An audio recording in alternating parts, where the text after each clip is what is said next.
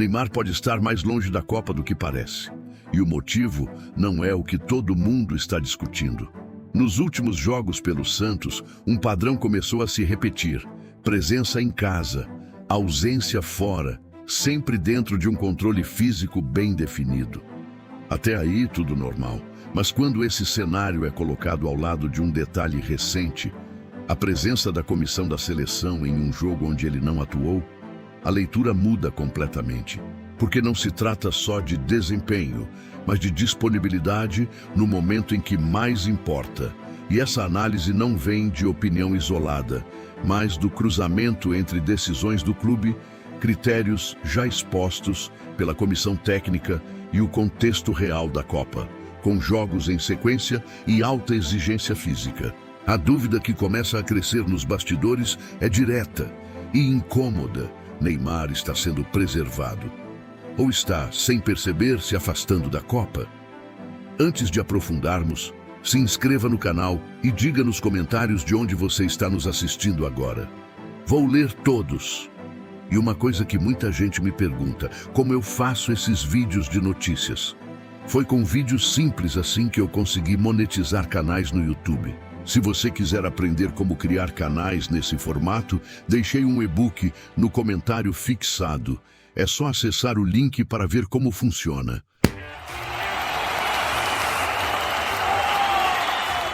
Eu tinha medo de me cortar fazendo a barba.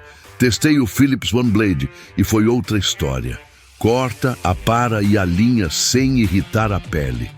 Dá para usar no seco ou no banho. Depois disso, virei fã.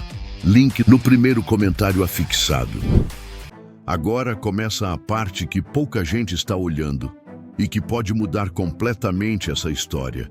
Porque não é só sobre Neymar jogar, é sobre quando ele consegue jogar e quando ele não joga. Nos últimos jogos pelo Santos, um padrão começou a se repetir de forma clara. Ele entra em campo na Vila Belmiro, mas fora de casa, ele fica fora. Isso não aconteceu uma vez só. Virou sequência, virou comportamento. Contra o Mirassol, por exemplo, ele não atuou. E justamente nesse jogo, a comissão da seleção estava presente no estádio. Esse detalhe muda tudo. Porque no futebol de alto nível, oportunidade não é só jogo. É momento de avaliação. E quando esse momento passa, ele deixa consequência. O clube explicou: controle de carga, evitar desgaste, evitar risco. Faz sentido.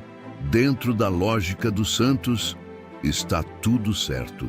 Mas fora desse contexto, a leitura muda completamente.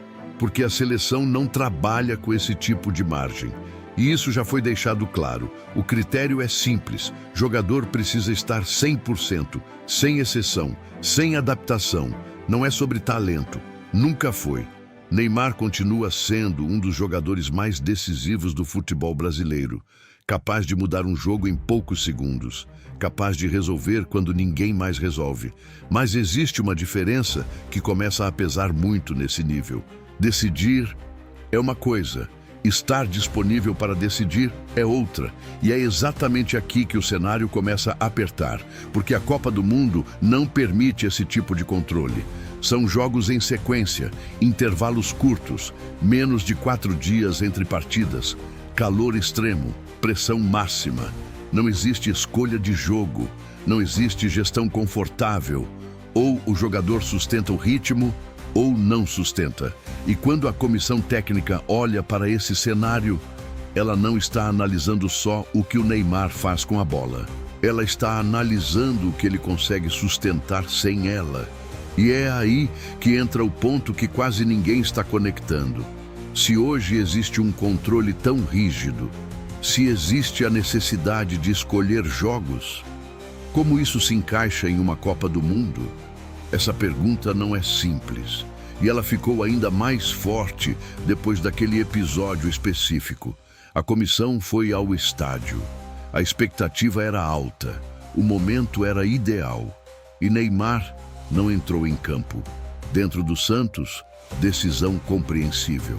Mas dentro da seleção, isso gerou outra leitura.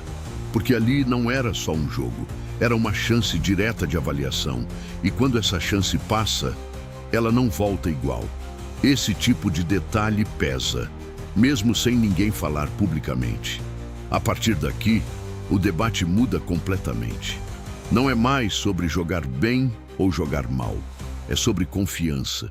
Confiança de que o jogador vai estar disponível quando o calendário apertar.